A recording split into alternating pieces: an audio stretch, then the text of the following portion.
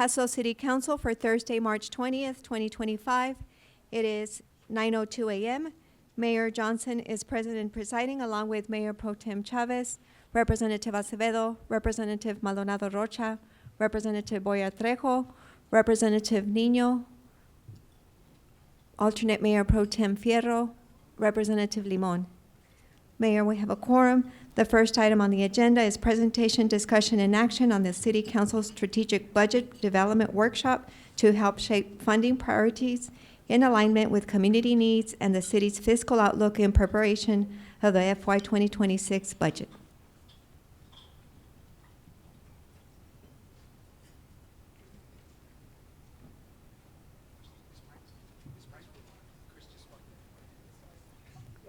And Representative Canales has also joined the meeting.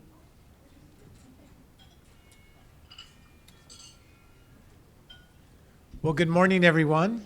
We are going to get started here, but before we start, I would ask that maybe this chief, can lead us in the Pledge of Allegiance. I pledge allegiance to the flag of the United States of America and to the republic for which it stands, one nation, under God, indivisible, with liberty and justice for all. Well, I want to welcome everyone to our 2026 budget workshop.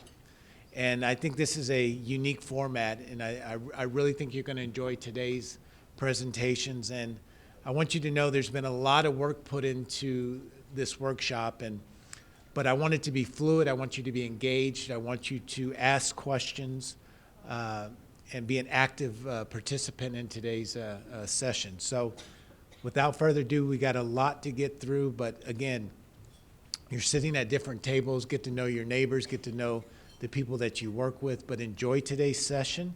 It's going to be different than anything you've seen in the past, so I'm excited to be a part of this. And without further ado, I'm going to turn it over to a young lady that's going to take us through today's workshop, Ms. Dion Mack. Thank you. Oh, thank you, sir. Just want to make sure. So before we get started, Mayor and Council, we know who you are. I want you to know who is going to be joining us today. So I'm going to be asking our teams, as you see yourself on a slide, please stand up. This is our core team. We have anchors with our DCMs at the various tables. These are my direct reports, except Ms. Laura Prine, who belongs to all of us. So I'm going to ask Richard Bristol's team to please stand. Yeah. Okay. And we are going through this because I really want you to have the opportunity, as you're here today, to ask questions, to understand what the departments are doing, to really just have an informal opportunity to really just get to know each other as we're going into the budget cycle. Thank you. You can have a seat.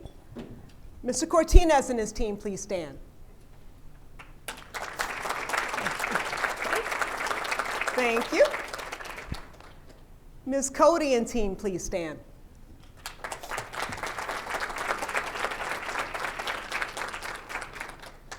Mr. D'Agostino and team, please stand.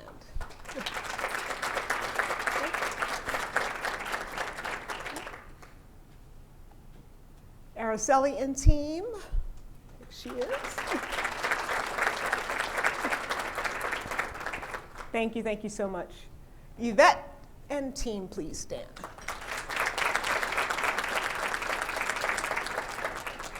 Okay, I am so delighted that you all allowed us to do this. I know that this is a different way of looking at the budget. As you all are coming in, and this is, of course, my first budget, I really wanted to take an opportunity to set the stage for how we talk about the budget. One of the things that we often talk about is the role of City Council. You went through up-teen hours of training as you were coming in, and we talked about your role in terms of policymakers. One of the most important things that Council will do is adopt our budget, which not only approves our programs and sets a strategy for that particular year, but it has so much impact on all the things we do for years to come. So we really want to take a step back and help you to understand some of the things that we're doing as an organization. We know that it's drinking from the fire hose. It's a huge organization. There's a lot going on. You're getting to know your communities. You're trying to understand the things that are happening in the organization. You're trying to get to the root of why we've made some of the decisions we've made in the past.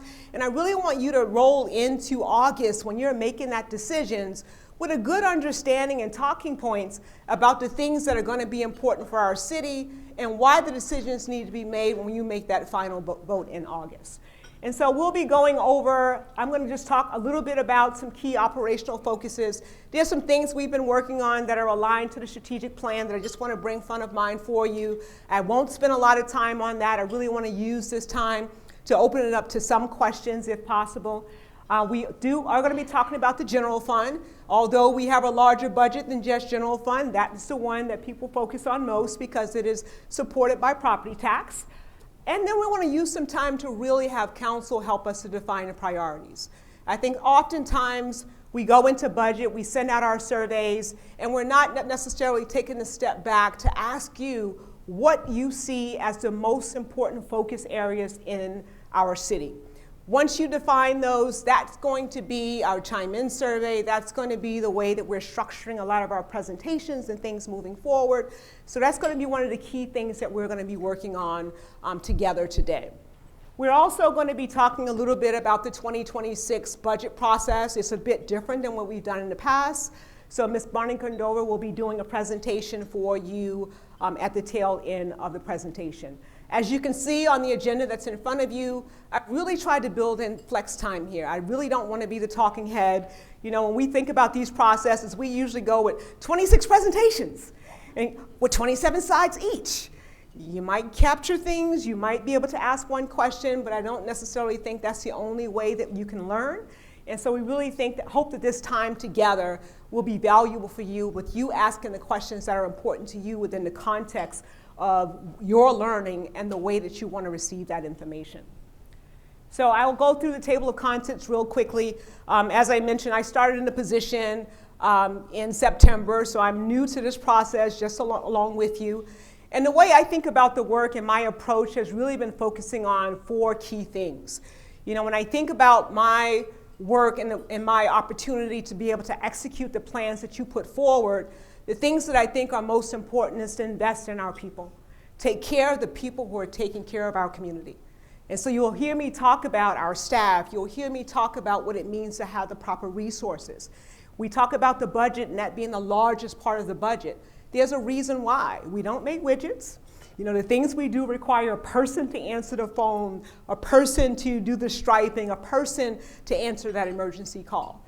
And we don't want to ever forget that it is those people who are signed up to do that hard work every day who have choice in the decisions that they make, that we take care of them and make sure they have the resources that they need. The second thing that I focus on is getting the basics right. I'm not saying that we shouldn't be talking about growth in our community, that we shouldn't be talking about new things, but I'm not going to go to a community meeting and tell people we're getting the basics right. We are missing the key things that make living in our communities the value that people should see in it. And we saw that when we did our biannual survey. 18% of El Pasoans said, only 18%, said that they saw value in their tax dollars and fees that they're paying for the city.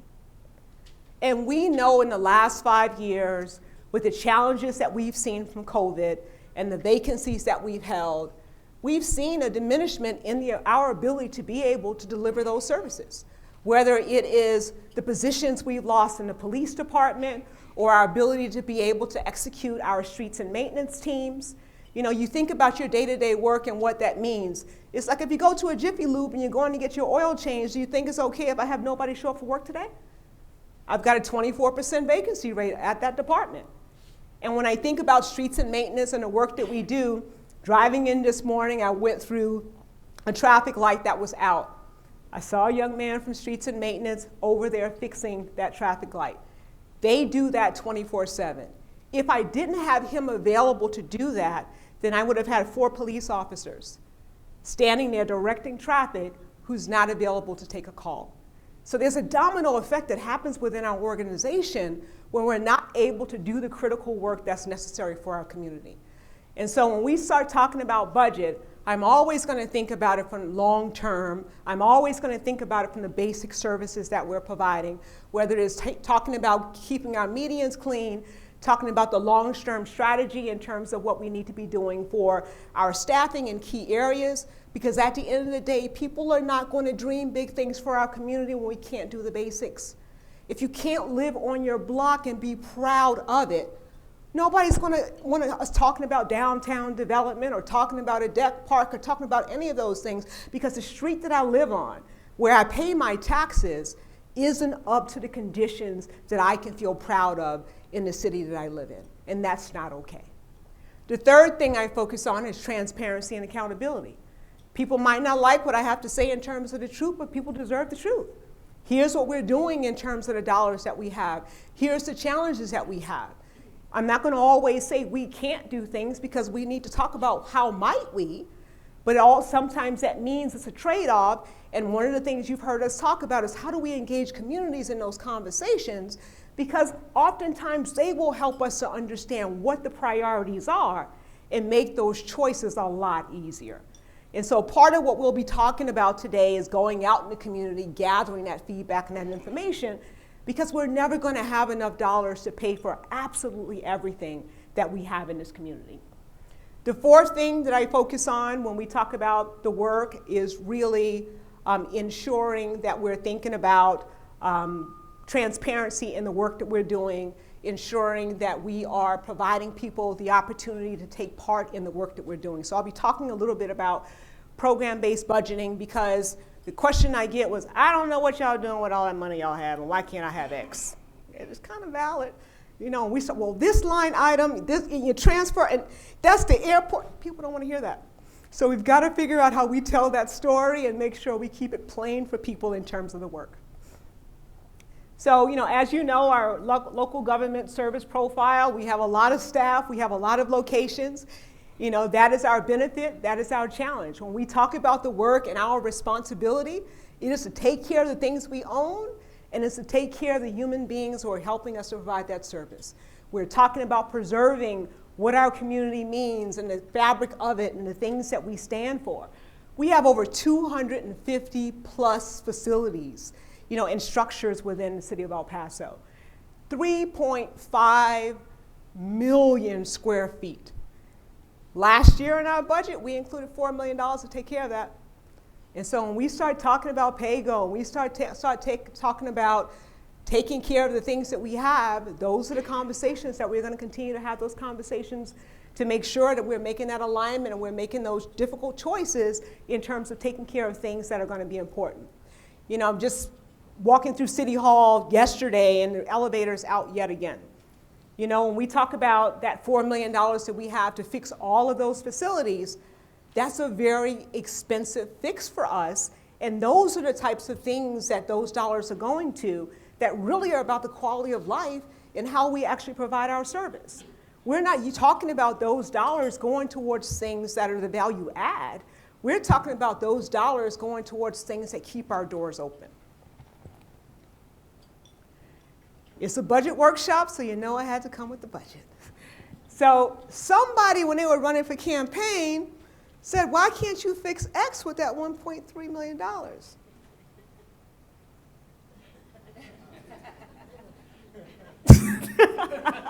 Well, you're going to learn why. You know, we often talk about the general fund, and the general fund is being funded by property and sales tax. And so this is really the layout of how we talk about all funds. We do have a $1.3 million budget. Bonnie will be going through some of the categories, and some of the things that we often talk about is debt service, and we also talk about the general fund. You know, those two things are really where we sort of focus a lot of our efforts during the budget process. Mr. Cortinez will be coming forward with our debt service presentation to you pretty soon, so you'll know more about that. But this is generally what we've been looking at in terms of how we think about our entire organization.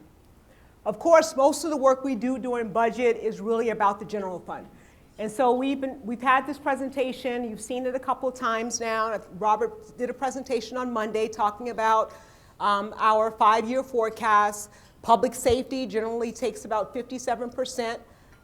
Streets and maintenance, 10%. You'll have an opportunity as you're going around to understand all the things that are in streets and maintenance. I think oftentimes people think that's our fund for streets. It's a huge department. It's traffic. It is so many other things. And so those dollars really support all of those activities. Our Parks and Recreation department is about $50 million.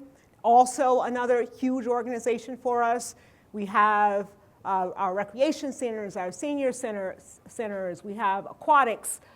We have sports, we have open space, there's so many things in there, 311 parks, lots of amenities. Everybody else goes into that 25%, and we have a lot of those departments here who will be able to talk to you about the things that they're doing with those dollars. One of the things that's really important is for us to start to think about our long-term financial sustainability. As a lot of you know, last year we adopted a budget that was no new revenue.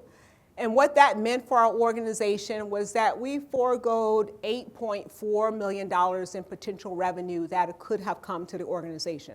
It's always a choice that council makes. The concern we have with that is that it meant that we took $7.2 million out of savings to be able to balance the budget. We can't continue to go to our savings to be able to balance budgets in terms of how we talk about sustaining our organization. So one of the things I've asked Mr. Cortinas to do is to work with council to really review all the policies that align with our budget. I think it's really important for council, from a policy perspective, to set the status and guidelines in terms of how we should be approaching this. So we have a budget policy. We also want to have a conversation about how we talk about our fund balance. You know, we have looked at other cities and they set a standard for what that number needs to be. What I don't want to see is a slippery slope of the pressures of election and people making choices and decisions about, oh, we don't need 90 days, 80 days is good, and the next thing we need 60 days, and we're in a situation where we don't have a fund balance to be able to really help us when economic downturns. So we're going to be bringing a lot of things to this council where I think is going to set the stage for how we really operate, and those are the things that I think that council should be working on, helping us to understand the long-term strategy. I think oftentimes as we go through some of these meetings with you, council, you'll say, well, who made that decision and was that the right decision and how do we get there? Somebody's going to be asking that of you. And so, I want to make sure that we talk long-term. The things that we're doing, although your term might last for 4 to 8 years, the decisions and choices that you make are going to have long-term implications on this organization. We talk about workforce. This is always going to be one of the things we continue to focus on. I think we saw over the last 4 years some unprecedented challenges with our workforce in terms of our vacancy rates, our ability to be able to recruit, our ability to be able to retain. When I started here, I would argue that we needed to look at minimum wage and really do something different. But I don't think the organization saw it as a priority because we always could fill most of the positions. Somebody took the job for some period of time. And then, we got to COVID and nobody took those positions. And we ended up at a place where we were talking about 30 or 50% vacancy rates, across our organization in some areas. So we talked about the minimum wage, and we really put this out there in terms of some of the discussions and conversations. And Robert talked about it, just recently, as did Ms. Wiggins. For me, it was important to focus on minimum wage and make sure that we did something different here because I need to keep the people that I have. Almost 92% of our staffing, when we look across our general service workers, which is the majority of staff, have less than 5 years with our organization.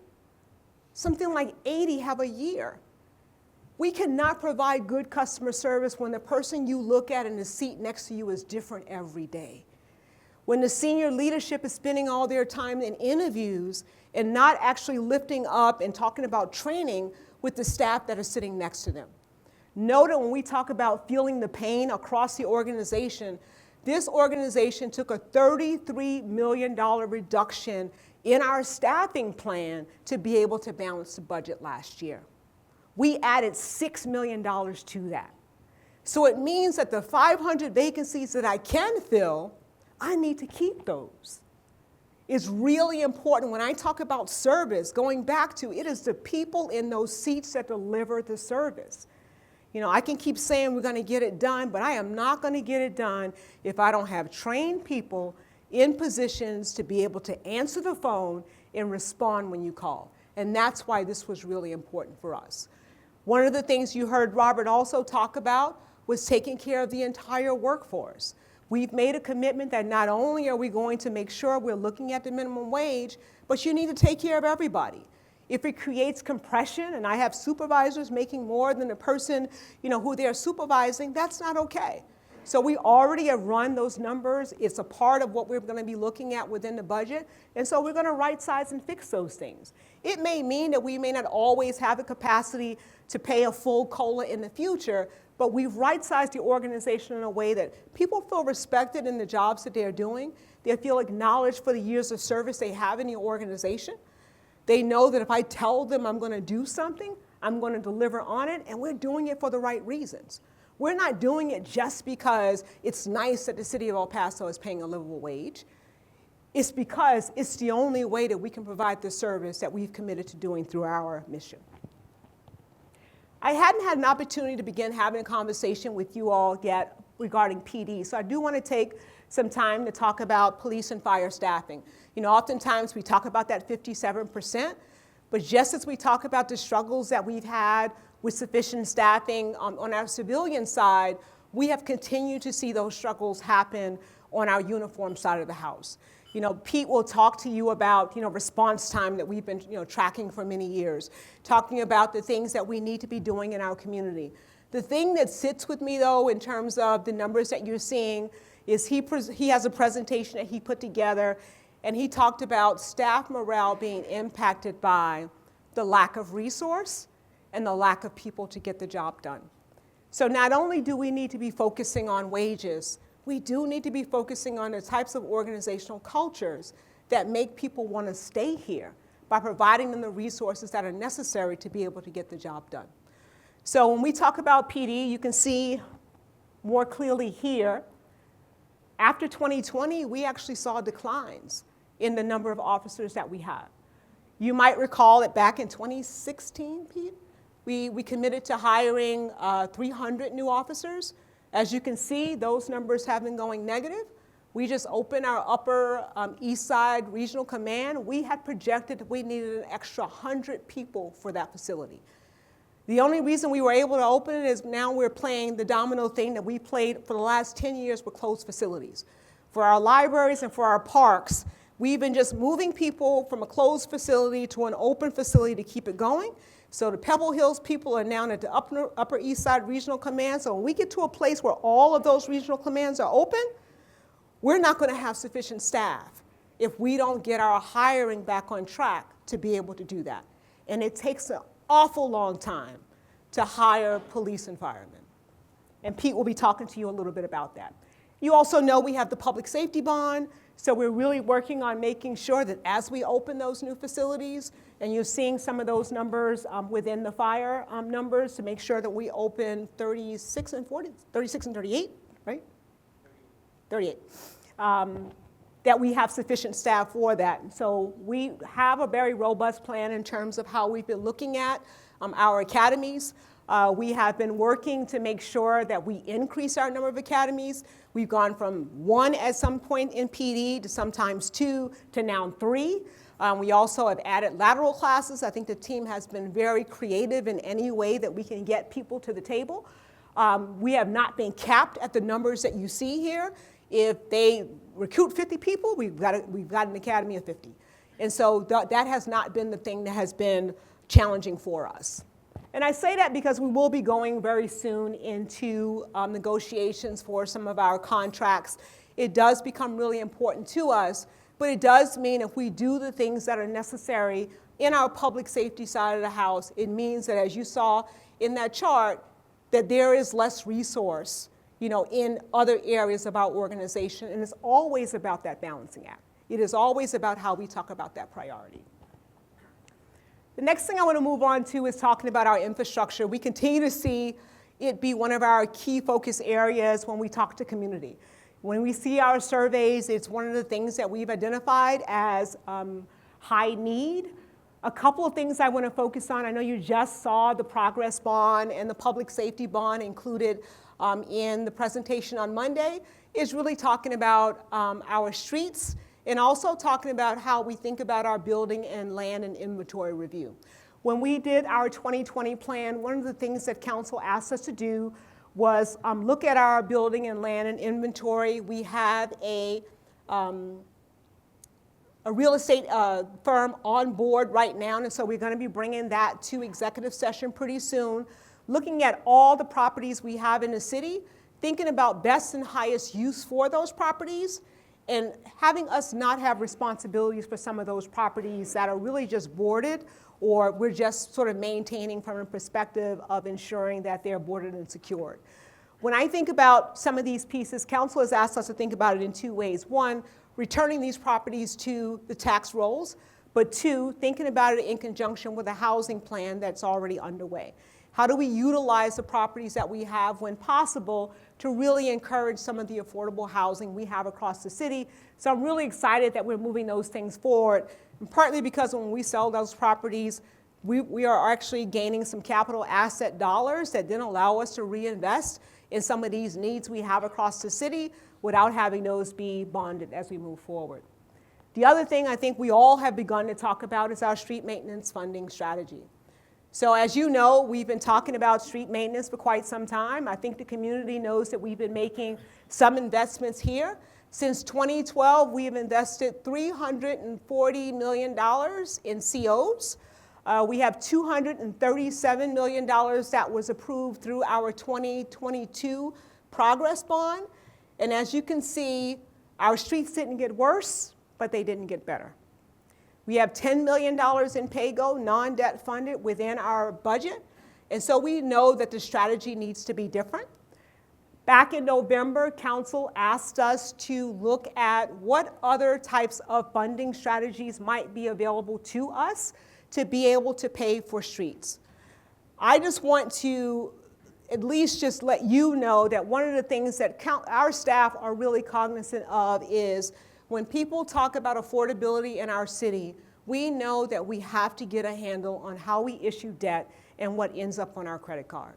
If we issue $100 million in debt, say to fix streets, we are paying $66 million in interest on that over a 25-year period.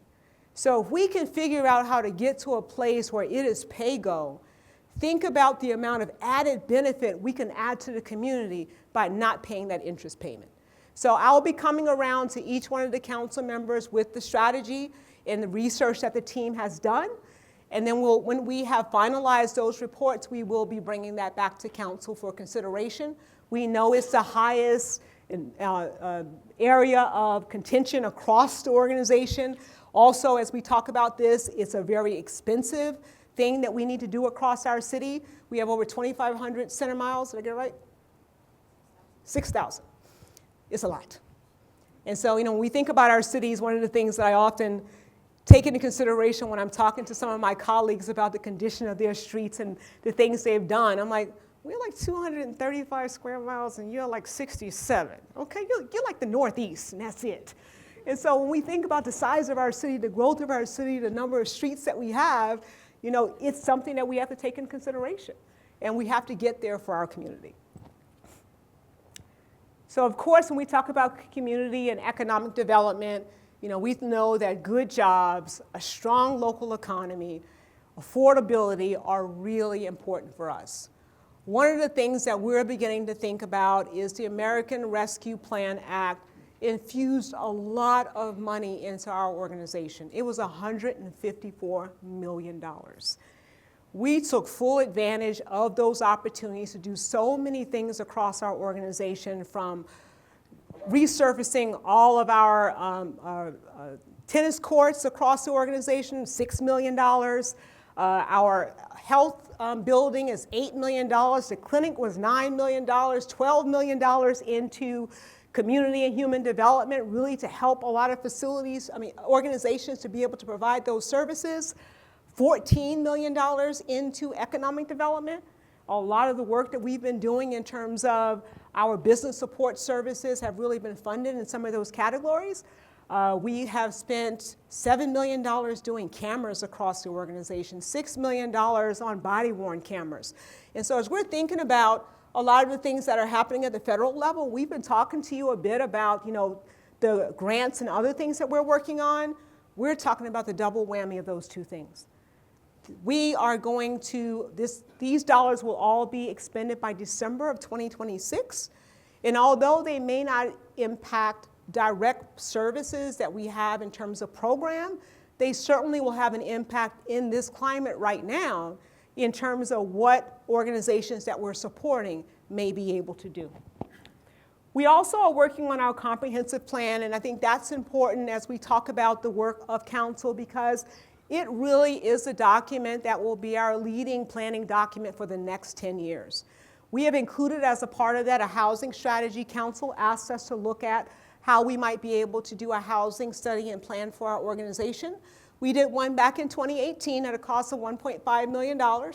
And so the team was very creative in thinking about how we utilize the dollars that we've already spent on our comp plan to be able to add this key component.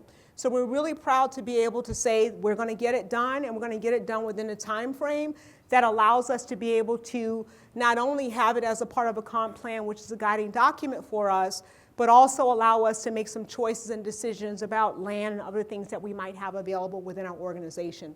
So if you have an opportunity, during one of your breaks, Mr. Alex Hoffman is sitting at the middle table here, and he can talk to you a little bit about those plans. We do have planned an opportunity to bring that forward to you in about May or so.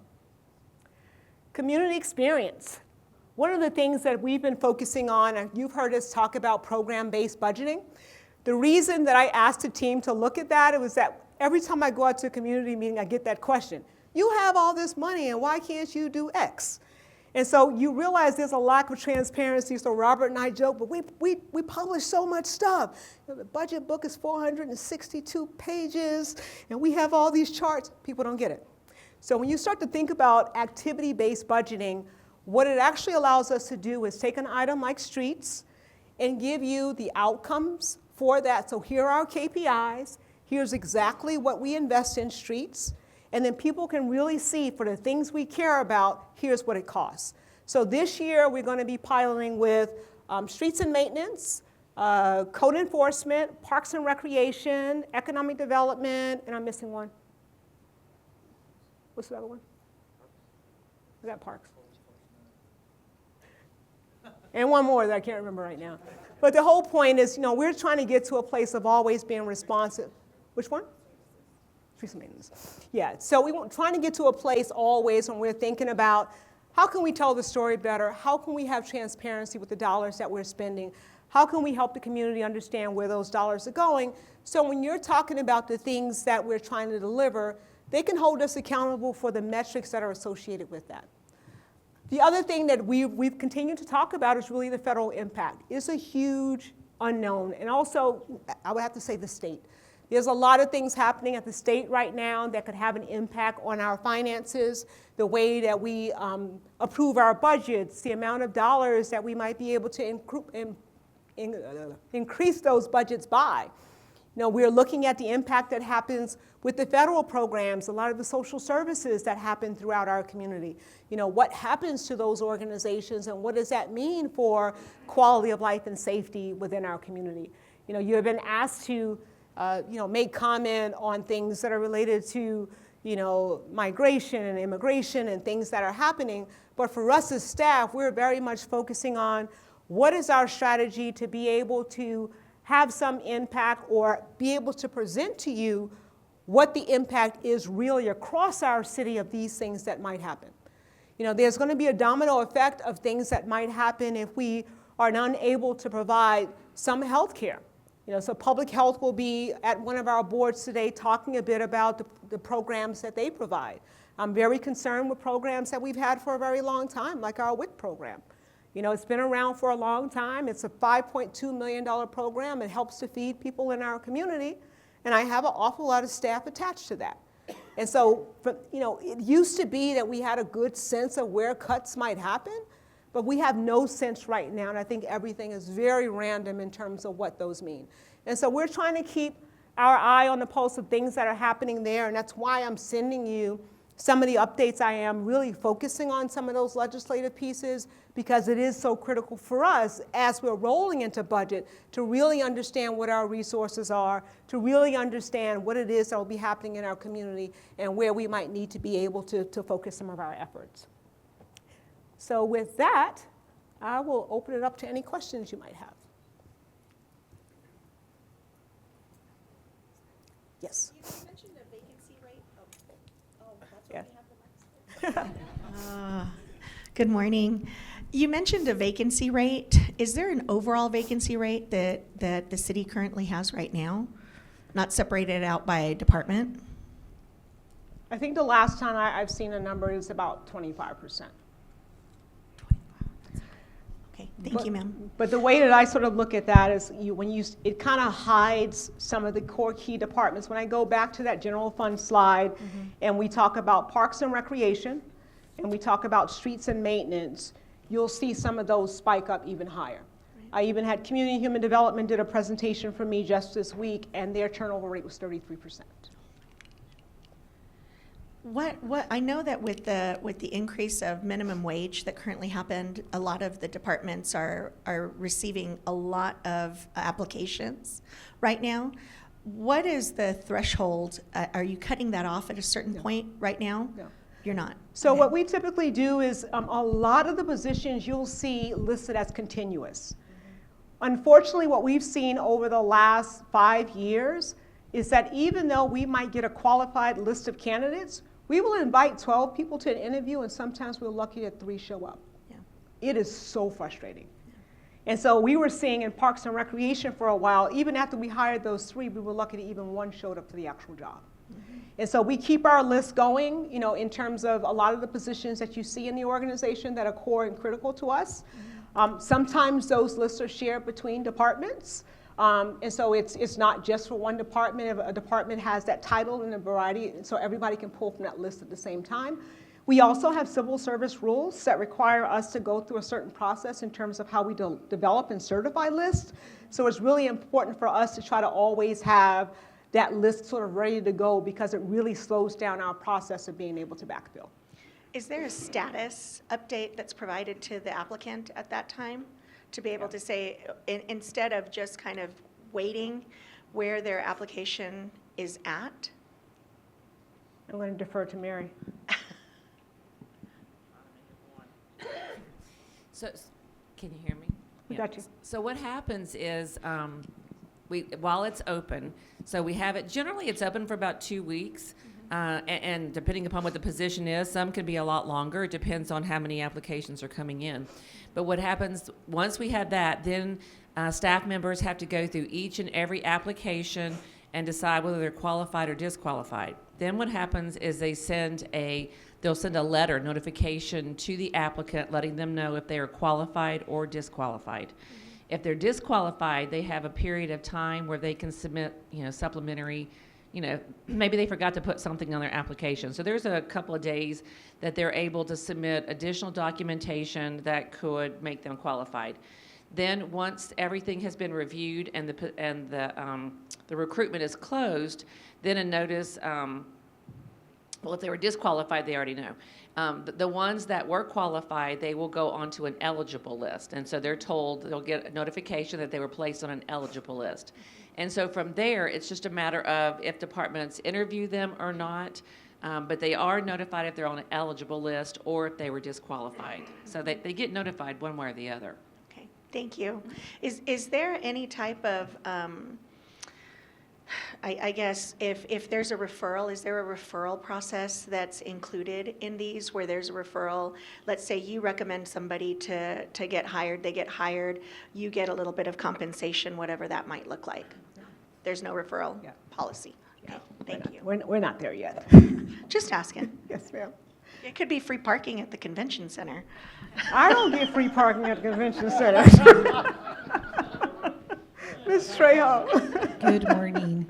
I do have a question. So, taking the wages up to $15.75, congratulations on doing that. That's a huge commitment for our workforce. the living wages is closer to something like 1785. Are there plans to increase the wages to that level?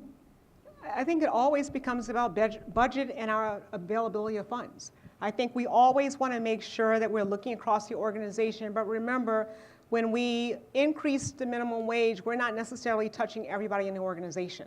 So not only do we have to look at the minimum wage, but then we also have to look at how we're taking care of people across the organization to make sure that we're thinking about compensation.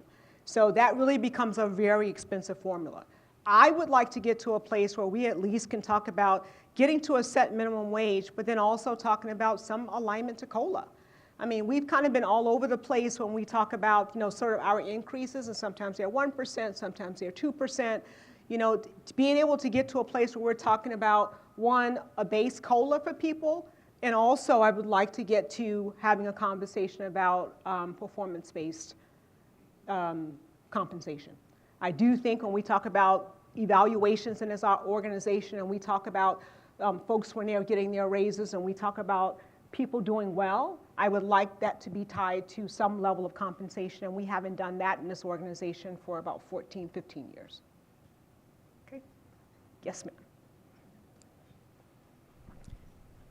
Good morning. Good morning, Going ma'am. back to Representative Rocha's question, it's a two-part question. So is there a way that we are prioritizing certain vacancies and also identifying those vacancies that maybe have been open for a long time that are critical to the organization, and maybe strategizing a different way so that we can recruit people and fill those vacancies so that, we're not Yes. affecting our community negatively Yes. by having those vacancies?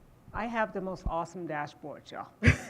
Because of this, we're able to see for every position how long that position has been open. And I have to give kudos to all the department heads here, because one of the things that I think they've done really well over the last few years is look at the market and understand whether that position still makes sense for the organization. A lot of the titles that we've had for 25 years, and we haven't even looked at the job description. And so we've done over 200 new job descriptions in terms of looking at across the organization. So you heard Anthony talk about the amount of vacancies they were able to reduce. He did that by eliminating some positions that he had and really upgrading them to make them more competitive in terms of their duties and responsibilities and alignment. And so in that, you're attracting people who want to do more work or have experience, and we're paying for the experience, but it also allows us to have a higher wage. And so I think we had tried all of those things. I think the teams have tried to get really creative with the titles that we had, the types of positions that we're advertising for, and we really realized that it had to be the salary piece. It was what we heard as being that final and next step in terms of helping us to get there. And so what we're doing right now is leaning a lot more on market rate analysis, and we hadn't done that before. So for every position that I have advertised, we've done a market rate analysis to understand that. And so really leaning into that with the new assistant director that we brought on about a year and a year ago, we're really getting a sense of how far we are behind the market. I was astonished. And I'm wondering, I post a position. What do you mean you don't want to work here? Well, guess what? I'm probably $35,000 behind the market, and that's why no one's applying. We're like, we only got 6 applicants. And so now we're sort of really looking at that at every level within the organization, and I think that's been very helpful to us in terms of recruitment. I've been really impressed with the amount of people that we've seen outside of the organization, outside of our city, that are applying for a lot of these positions now as well. And so we're tracking that, and I can actually show you that on a monthly basis in terms of the work. I'd love to show you the dashboard. I have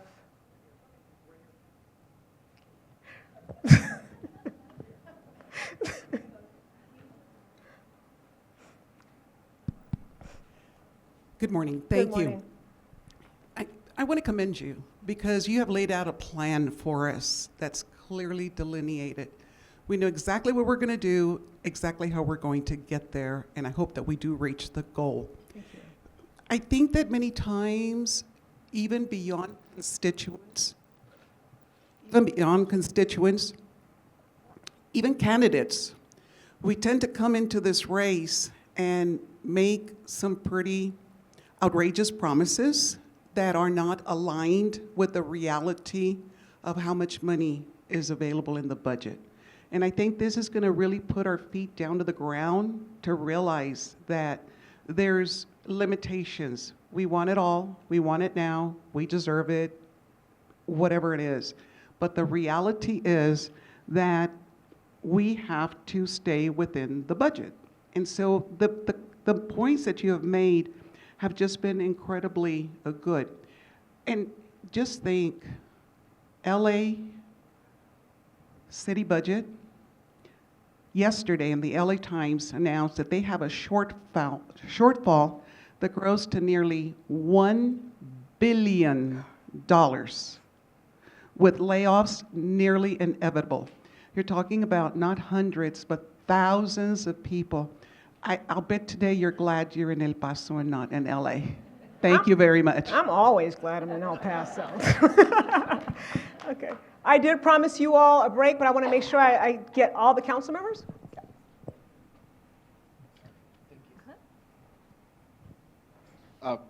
Thank you for the presentation. I just was jotting down some thoughts, so if it's all over the place, I apologize. But I think overall what we really need to see, and in my perspective, is what is the short-term budget and what is the long-term budget, right?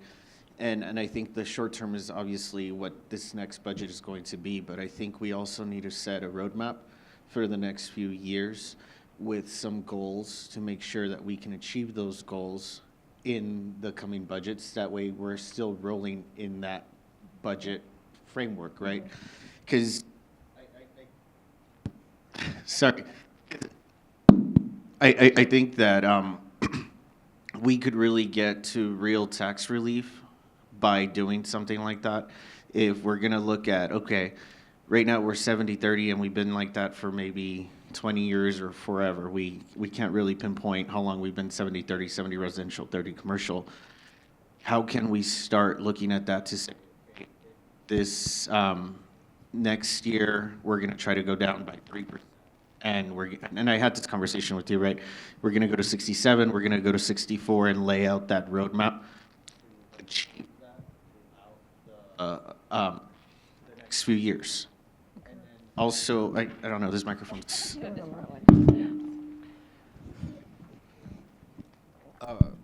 Okay. I don't know, the microphones are not.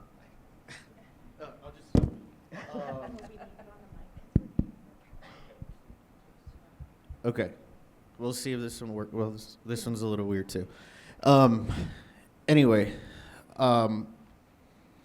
as I'm looking at this also, I think what's really important is I'm all for the minimum wage. I think that was the right thing to do. We're going to have that conversation about the part two, right? Because now there's some people that are new and they're making more than other people or the same. And we're going to have that conversation for this upcoming budget as well.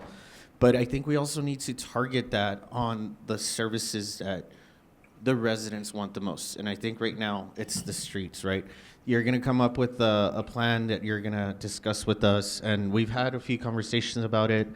It's a possible tax on residents. I'm not completely there yet, but I'm looking forward to seeing those, whatever you're going to present to us.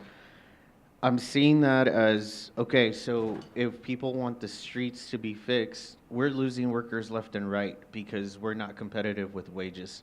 And there are companies that are coming up to our street workers and taking them off the job and saying, we'll pay you $2 more, $3 more, come over here. They quit, they leave the job. Our streets are not getting fixed with the small amount that we're doing.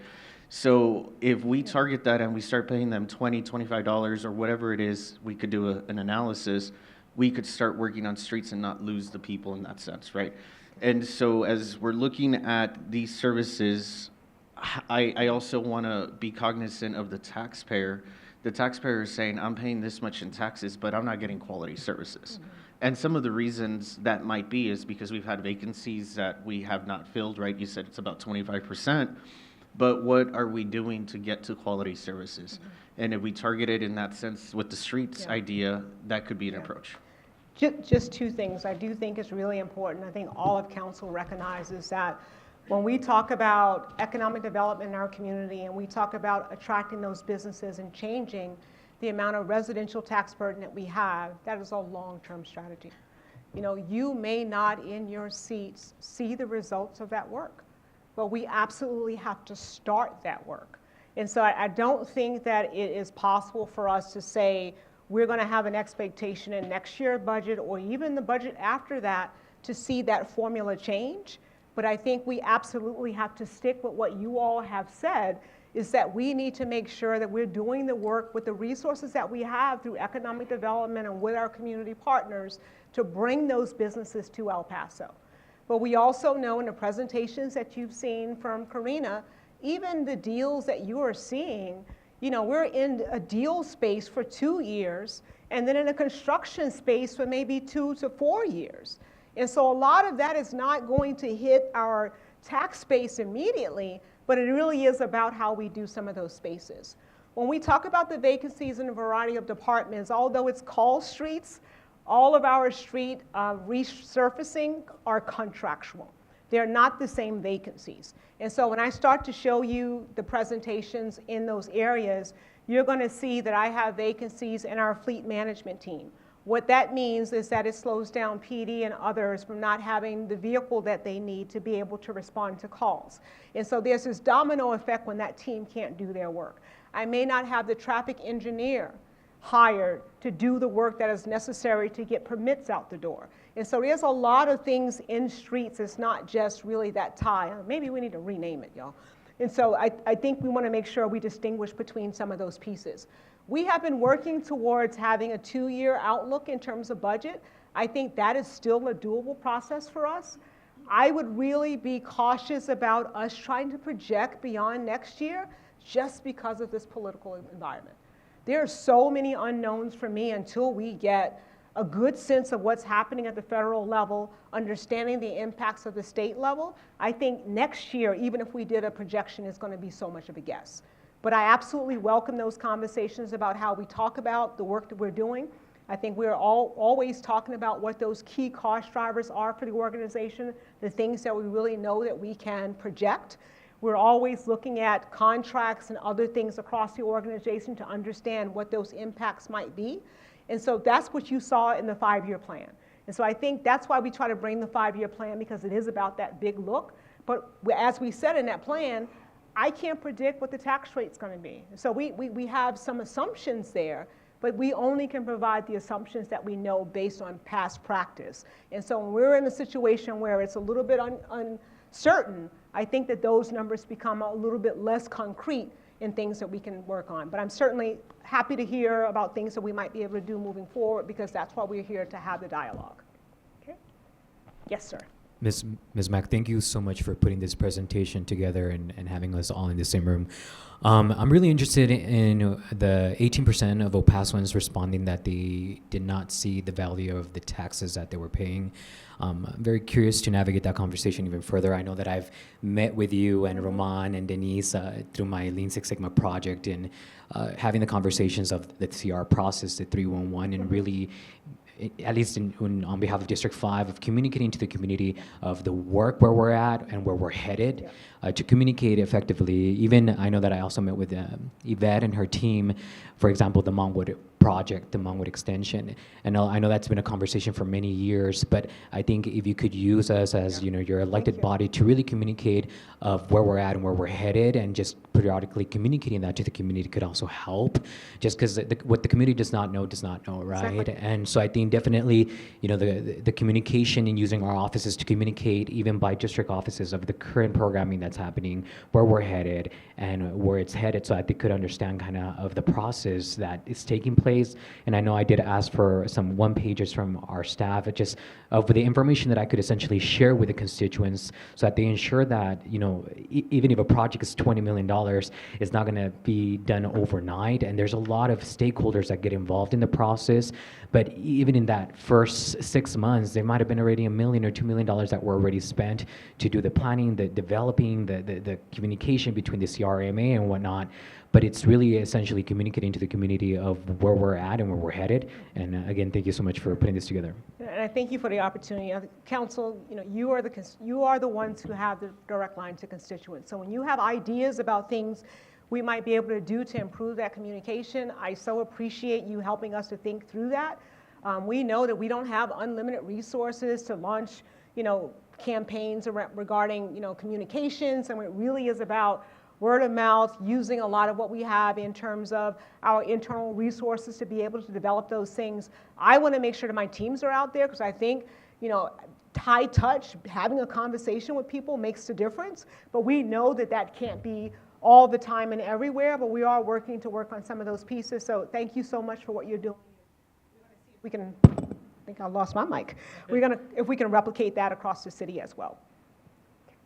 Okay. I think I've promised you all a break. We're a little bit off schedule, just a little bit.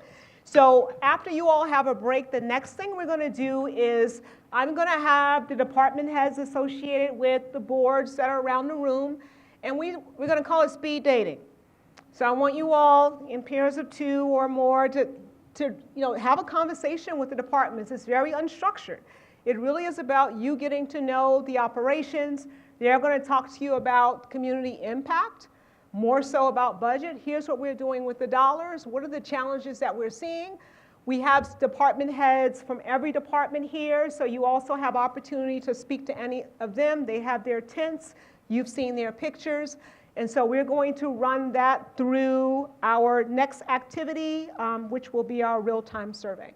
So I'll release you to do that, and thank you so much for listening. We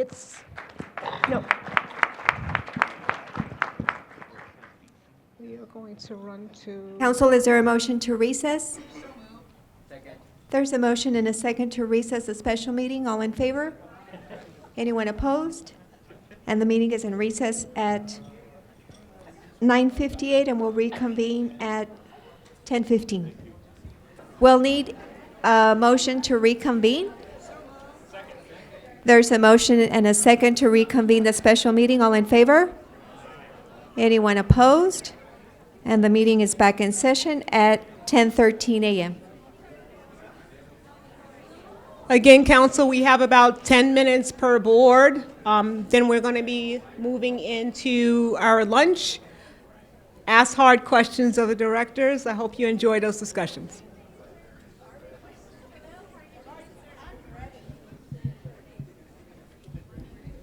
So council members, if you can please go ahead and go to the boards. We're going to start the 10 minutes on the screen. Thank you all. I hope you had meaningful conversations. I really appreciate you taking the time to speak with staff and ask good questions to learn more about our organization. The next activity we have is designing our chime-in survey. As some of you may know, we generally issue a survey to our community to help us to understand what the priorities are in terms of budget. This year, we'd like to ask all of council only to take the survey to help us to understand what the key priorities are for this year. This activity will help us design the survey that will be released in a couple of weeks. It will also give us the priorities for your individual districts, and so it will be 2 things that we're gathering moving forward. I'm going to hand it over to Mr. Sanchez to take you through the technical aspects of it. Council only. I saw some of y'all. Good morning also. Yes, as Dion mentioned, mayor and council only. So for those, and if you have questions as you're going through it, you have your DCMs and other folks at the table to help ask those questions. But first thing you want to do is point your camera at the QR code that's on the screen. And then you want to select the link that comes up. Awesome. It looks like people are in there responding, so take your time. So the screen is only reflecting the top areas that voted, but we'll be sure to send out the results. So it looks like we have all the poll in, so I'll just go through each slide so folks can to look at it. So top 3 budget priorities. Again, these are just going to show the top areas, but we'll be sure to send out a summary of the vote. So infrastructure, economic development, public safety, community health, quality of life. And then from within those priorities, the 2 focus areas that matter the most, business retention and attraction, street maintenance, housing opportunities, new job opportunities, and tourism? Would you support additional funding for your highest ranking priority? Yes, everyone. If yes, how should the city fund improvements? Both at 38%, increase property taxes, increase fees for certain services, and at 25, relocate funds from other programs or services. And then the most pressing issue in your area of the city, specifically, across the board, street and maintenance, traffic management, public safety, business incentives, affordable housing, and small business development.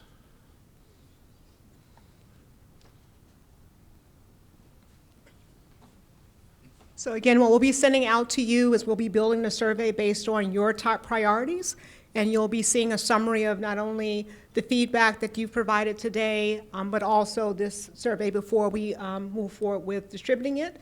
The next activity is lunch. So if you exit out these doors in the back, we have lunch available for the next half hour. We ask that, I'm sure Ms. Prime will tell you officially, that we reconvene at 12? At 12 o'clock for a budget presentation and just a few more slides, and so we may be a little ahead of schedule today. Thank you so much. Council, before you recess, if we can get the council members to please exit first and then followed by staff. Is there a motion to recess? Is there a second? There's a motion and a second to recess a special city council meeting. All in favor? Anyone opposed? And the special city council meeting is in recess at 11:28 a.m. and will reconvene at noon. And the meeting is back in session at 12:02 p.m. Good afternoon, Bonnie Cordova, Interim OMB Director. Getting used to that one. So it's a little scary for me. But so the purpose of this next piece that we have for you all is really just an opportunity for us to look at, a walkthrough of what you all will be seeing the next few months. Really the phases that we cover, the timeline, and the documents that come with what is adopting our city's budget.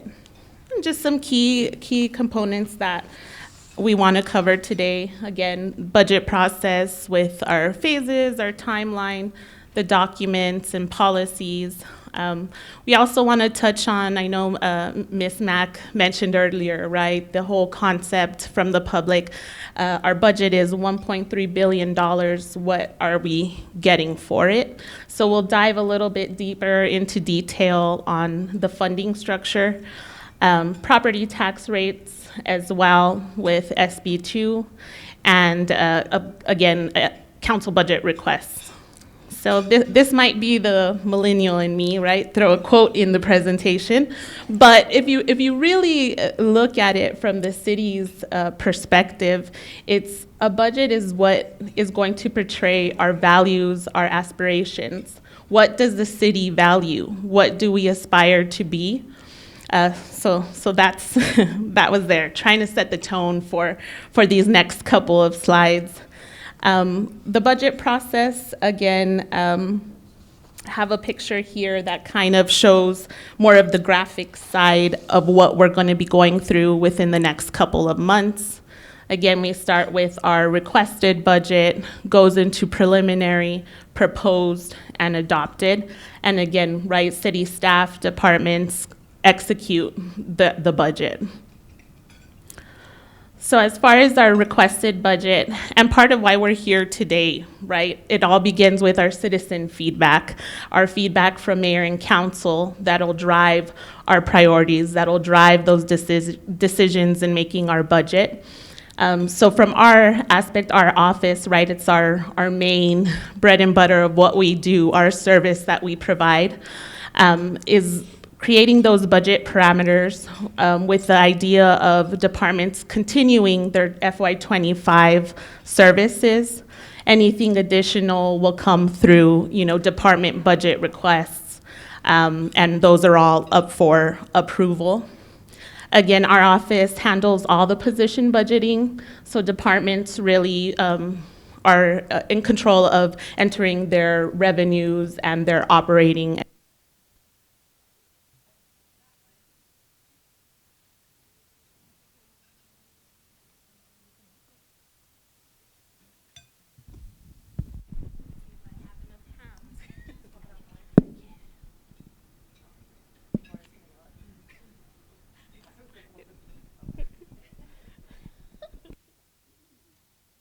Test one.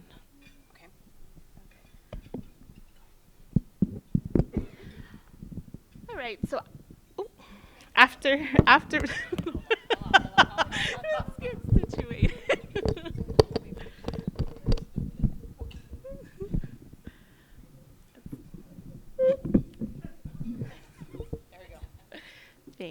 Thank you, Laura.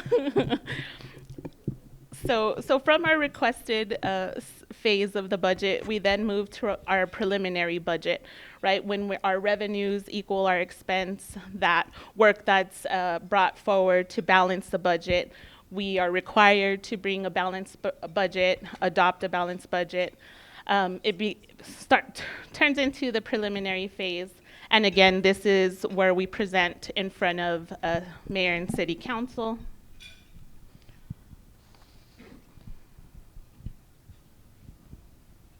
We then get into the phase. Did it? Oh, there we go. There we go. Got to get a little closer. So depending on our direction from mayor and council, we then enter the proposed phase, which again is a legal document. So this one will actually be filed with the city clerk and posted on our website for easy access to the public. We then get to, after blood, sweat, and tears, right, we get to budget adoption. So we have to adopt the budget no later than the 31st of each year, and again, turns into us implementing the budget and carrying out those services that we, that we built into the budget through the process.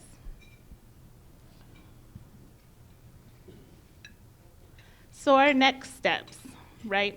We have seen presentations come forward from ED, from IT. One of the main reasons why we're here today is to get what you all want to see more of. What are we setting the stage for what you all want to learn more about? Because there's so many services within the city, right? The whole purpose is to go ahead and see what those various department updates will be, the schedule for that. So that'll be within April and early June. Then we go into individual city manager and council briefings. July, budget presentations again at city council. And late July, early August, receive and present the certified property appraisals, which we will cover later on in the presentation, why that's a highlight there. And then lastly, again, adopting the budget in August. Just looking at it, more of a visual depiction of where we're at, right? And the key highlight is the budget process starts at the beginning of the year. We're having these conversations with first quarter report out, with the MIFO that we presented, feels like months ago, last week. But yes, so this is just showing you what we have coming up within the next months. So then when we adopt the budget, it's the actual budget, balanced budget. We also bring forward several documents. Now the budget resolution is approximately 70 items that are all budget related, covers many different departments, compensation, fees collection, establishing grants, everything related to the budget. Our Schedule A and B, that one is important as well. So when we bring the proposed budget, which is filed again with the city clerk, we adopt, Schedule A and B will show all changes made from proposed to adopted, whether it be within the revenues, expenditures, and the staffing table. Again, Schedule B1, certification pay program we provide as well. And then we go on to Schedule C, which is our departmental fee list, right? We provide this within the documentation. We also provide the red line version. All changes between the fees are all shown from year over year. Schedule D, again, our job code descriptions. And Schedule E, our IT contracts.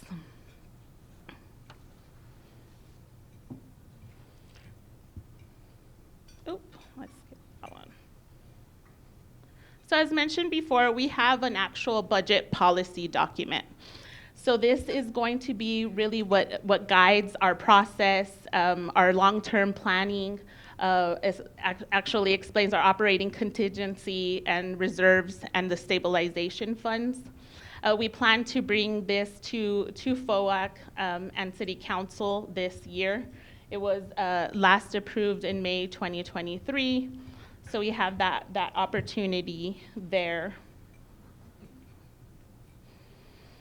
So moving on to our actual fund structure. So I know Dion had a slide earlier that we show all of the general fund and the remaining portion of the budget, right? Our $1.3 billion budget.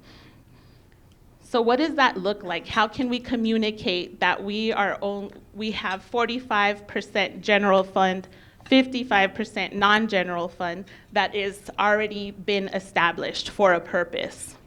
So we don't have the 1.3, right, that the public views having all that funding. So the way we do things is really by our fund structure. And we have a more technical definition there, but it's really just these buckets that are already establishing the purposes for delivering the services that we need to.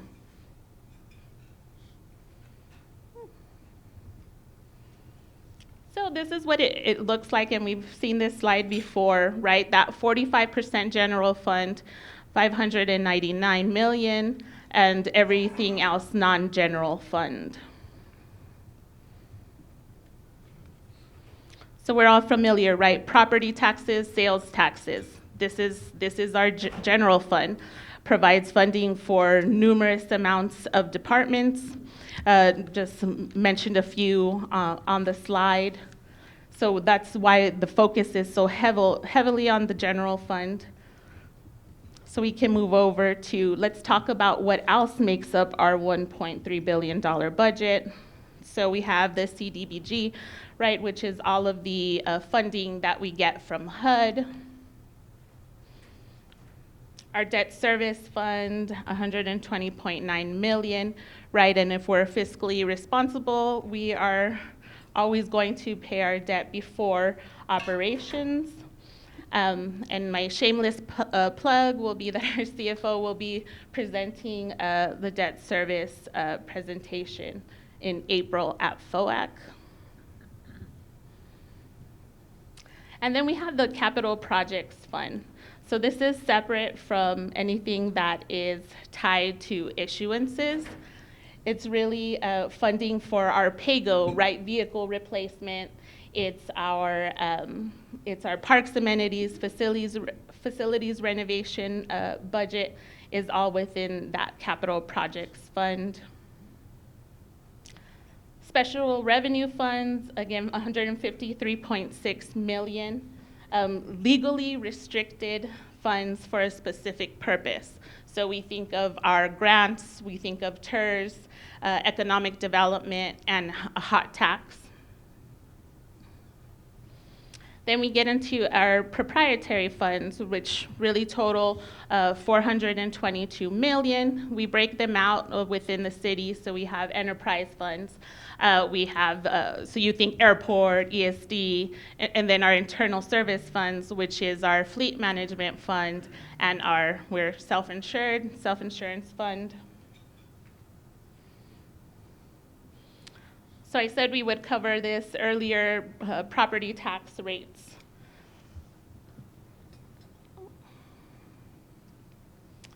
So again, SB2, right, we went from an 8% to 3.5% revenue cap. Only applies to the O&M portion. So our tax assessor will calculate the no new revenue rate and voter approval rates after receiving certified appraisal roll. So the main highlight here is really that we received certified appraisals late July. So that means when we are building the budget, we are using estimates of what we believe those rates are going to be. So big point there. As far as the no new revenue rate, again, can simply be seen as the tax rate that would produce the same amount of taxes as the previous year after adjustments are made. So same revenue from previous year. Voter approval rate is that no new revenue rate with an additional 3.5%. This also adds in our debt service rate and our unused increment rate, which for the last 2 years, we've adopted the no new revenue rate, and we've always been below the voter approval rate.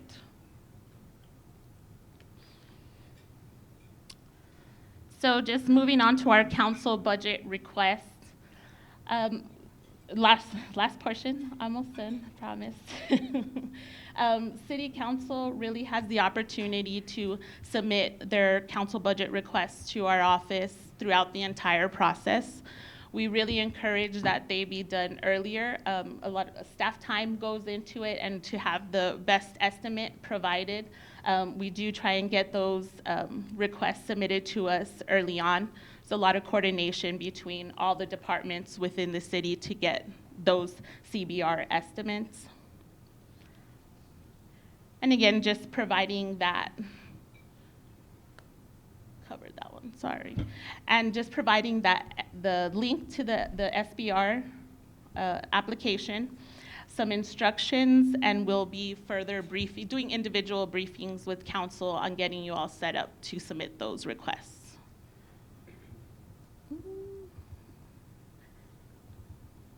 Behind. Again, just showing the actual form.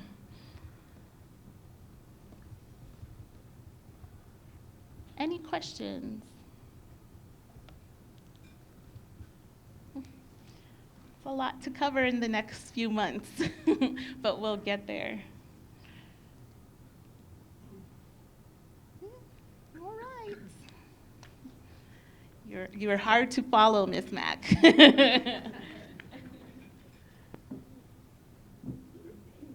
Thank you so, oops. Thank you so much. Thank you so much.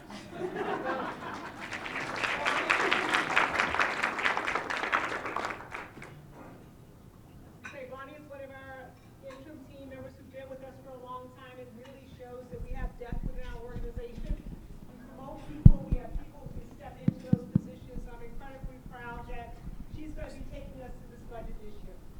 Thank you, sir. We're actually going to be going back one step. We have another live poll.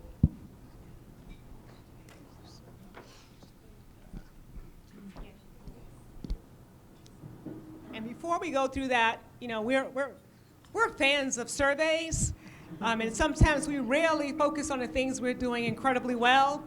So I lose sleep over the areas of improvement.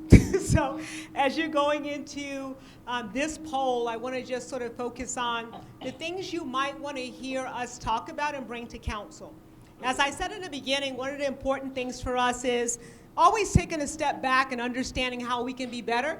We want to move away from just doing presentations from you all, assuming that that's the best way for you to be able to receive information.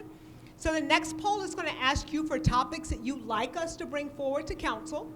And the second part of that poll is going to be asking you how you'd like to receive that information.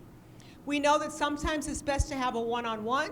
You've begun to talk to some of the department heads. It may be better for you to just go out on the site, and so you can actually put within context the work that they're explaining to you. Some of you may appreciate having a written memo to you rather than a lot of tables and charts. And then the final thing that we can do is starting to use our work sessions that is going to allow us to bring those forward for you. So I'm going to invite Roman up to help us through this next series of surveys, and then we just have one more topic for you following that, and we will conclude.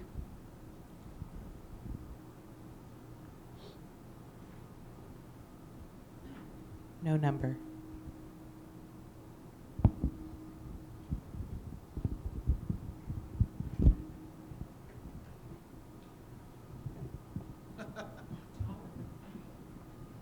Thank you. Thank you, Laura. Yes, just a little. So again, folks, thank you. And as Dion mentioned, really the focus of this poll is one, what are those things that you want to hear more about? And the second part of it is how do you want to hear about them? So again, if you want to scan that QR code, let us know what district you're in, and then answer the questions.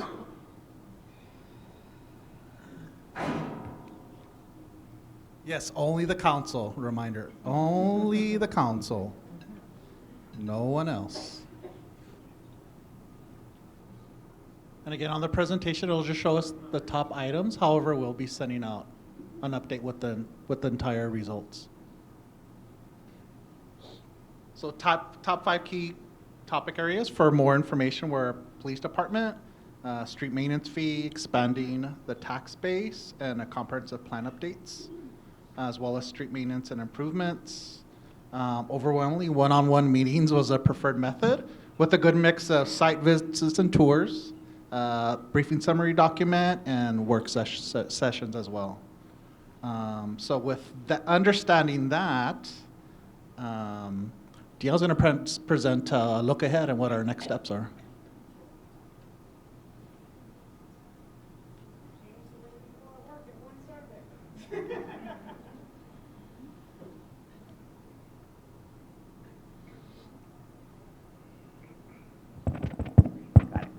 Thank you so much. That was super helpful. I think we make assumptions about the way we receive information and what works best for people, and we just get so used to doing things the same way. That was very informative. It really helps us to think about how we do our work and what makes most sense for you. So the next thing we want to be talking about, all the stuff that you've given us so far is really going to help us to be able to go out into the community. As we say, people don't know about the things that we do. They don't have ownership into the things that we adopt in terms of budget unless we allow them to be a part of the process. So we will be taking the priorities that you just provided to us. We will be developing our chime-in survey. And so the chime-in survey will launch the first week of April. I will be using my bi-weekly meetings with you to ensure that you and I are getting together on what we're going to be saying in our community meetings. I will be going out with each one of the district reps. We've set a schedule so that we can go out to have the dialogue with the community about priorities. This is really going to allow us to begin those conversations with people, and our thought was that we might bring some of the boards, we might bring some of the staff with us. Beyond the introduction, it really becomes about the community's voice. It becomes about them helping us to understand what those priorities are. And our goal is to take the opportunity in April and May, as you heard in the budget schedule, to understand those priorities, digest those priorities, along with your input that we're getting from the budget requests, and have all of that information before I am developing the city manager's preliminary budget. Typically, that would happen, a lot of that alignment would happen after I've had all my meetings with the departments. We've all solidified our budgets, we've all talked about priorities, and so it's very difficult to say how can we flex within the resources that we have to a priority that might come up in the middle of July. And so the hope here is really making sure that we have a clear understanding of what those needs are, that my teams can get creative about how we talk about delivering on some of the things that we hear. We know that the things we do in our city can't always be plus more. It has to be about how we use the priorities that we've heard from the community to help us to make the best use of the limited resources that we have. So we have set a preliminary schedule. I know we still need to come back to you all to make sure it fits your calendars. But one of the things that I asked Ms. Cruz to do was ensure that we had space across the city so we can have a broader conversation, that we had larger rec centers or rooms like that. So we have one for each district, and so what we'll be doing in the next week or so is confirming that these dates work for you. And so as we're sending out the chime-in survey, I want to have a summary of what we've done in this meeting today. We'll talk about what those key themes are in terms of what we want to be discussing with the community. And then we'll also be announcing our first round of community meetings. My goal is to have this be the first round. So once we start to get into budget, as Bonnie said, we typically start to meet the first week of July. So we'll take, after we do that preliminary proposed budget, from that time frame to adoption, to go through another series where I go out along with our team members and we're helping people to understand what's in the budget. We don't have a lot of participation at the budget session. So I think it's really important, particularly with a lot of folks who are brand new, to have us be out there with you, having this discussion, having this conversation, so by the time we get to adoption, we have at least had conversations and dialogues twice with people who might be interested in this. I heard from a few people during comments about let's find some more creative ways about getting out there and talking to people. We are open to that. So if you can think of ways for us to talk about budget and do these workshops, in ways that we might not have thought about, we're open to figuring out how we get those scheduled and have those conversations with people. I think what is telling is that you all are saying that one-on-one makes sense for you.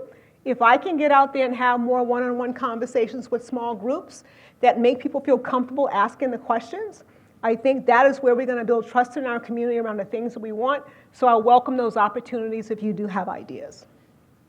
So with that, we've already done a live poll. I gave y'all back 2 hours, kinda. I know that you didn't have an opportunity to go to all of the stations. Those of you who have not had an opportunity to do so, we will break, and I'll leave it to Ms. Prine to tell me what we need to do next. But our staff will be here to make sure you have that opportunity to speak with them. And then we will conclude this session. But I think this is the last time I'm going to speak, and I'm going to thank you all for a wonderfully productive and informative process. And I'm going to hand it over to the mayor before everybody leaves the room. Thank you so much.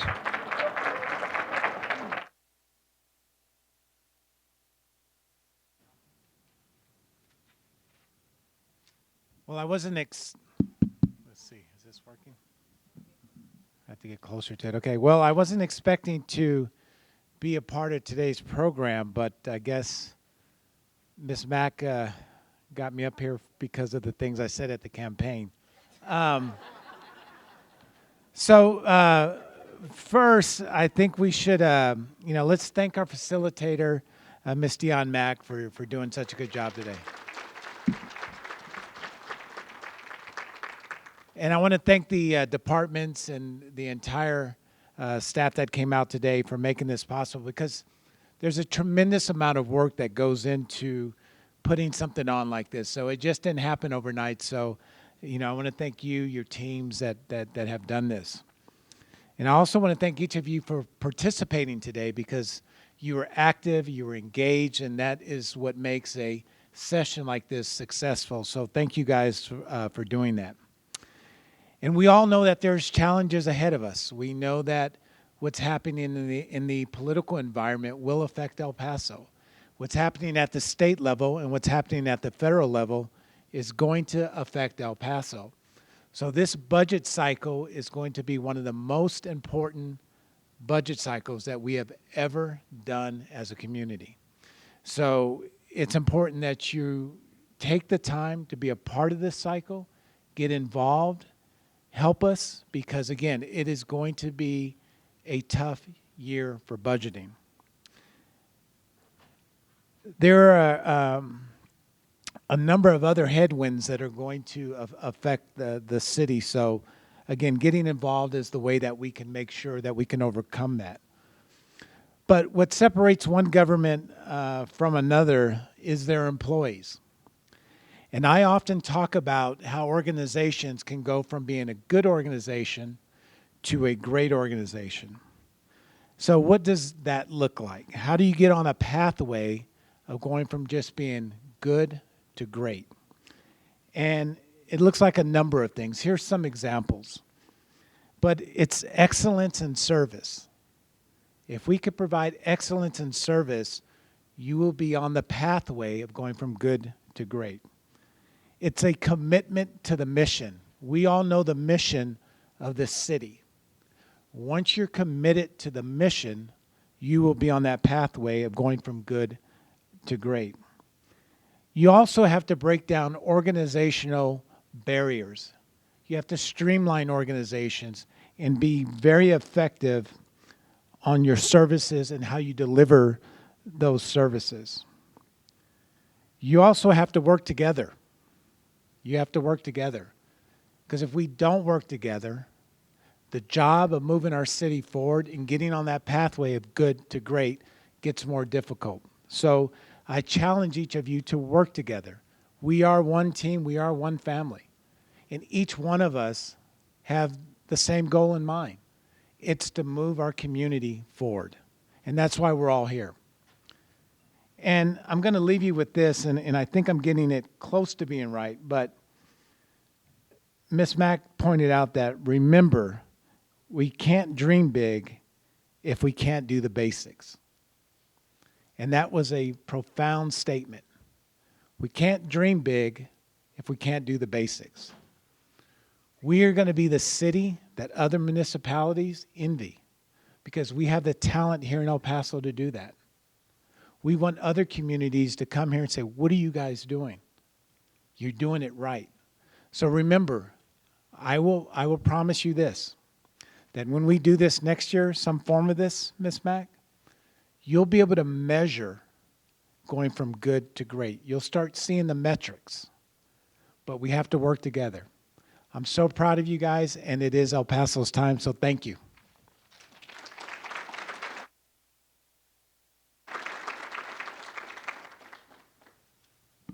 Thank you, Mayor, for those closing comments. Council, is there a motion to adjourn?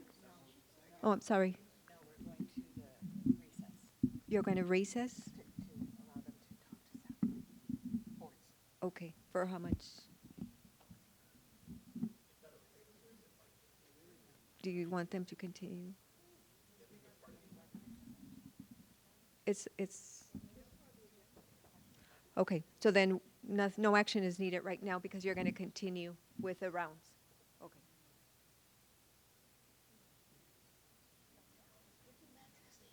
Okay, so we can get you all to your station staff, to the stations.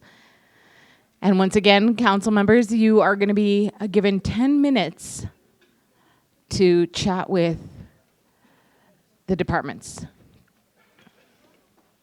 And I'm going to bring up the 10-minute calendar. Council, we have about 1 more minute before the meeting is concluded. Council, with that, may we have a motion to adjourn? Is there a second?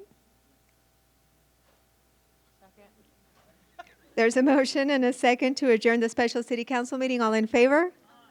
Anyone opposed? And the special city council meeting for Thursday, March 20th, 2025 is adjourned at 1:15 p.m. Thank you, council.